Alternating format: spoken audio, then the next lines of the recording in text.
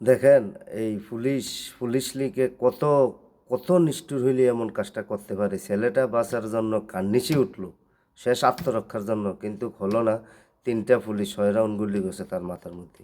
তো পুলিশ গুন্ডা বাহিনীকে বলবো, এরকম তোমার ভাই নাই, তোমার সন্তান নাই, যদি আজকে তোমার ভাইয়ের সাথে কেউ এমন করতো তোমার কাছে কেমন লাগতো? তোমার সন্তানের সাথে যদি এমন করতো তোমার কেমন লাগতো? ঠিক আছে, কিসের কারণে, কিসের লোভে নিজের বিবেক বুদ্ধি আত্মহত্যা দিলা?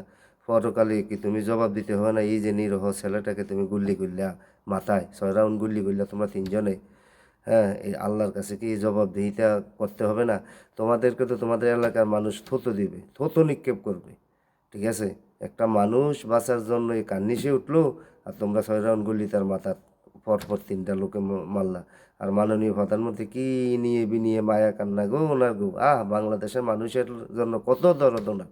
হ্যাঁ, আসলে আপনি খুব চেষ্ট অভিনেত্রী। আপনি মানুষগুলারে মারার জন্য অনুমতি দিলেন, আবার যাইয়া তাদের আত্মীয় স্বজনকে আপনি সমবেদনা জানান। হ্যাঁ, আসলে যদি আপনার লজ্জা শরম থাকতো আপনি এই কাজ জীবনও করতেন না, তাদের কাছে যাইতেন না। আপনি তো কিনা তাদের কাটা গায়ে লবণ দিছেন। বাংলার মানুষ জানে যে ছেলেগুলাকে, নিরীহ ছেলেগুলাকে কে হত্যা করছে।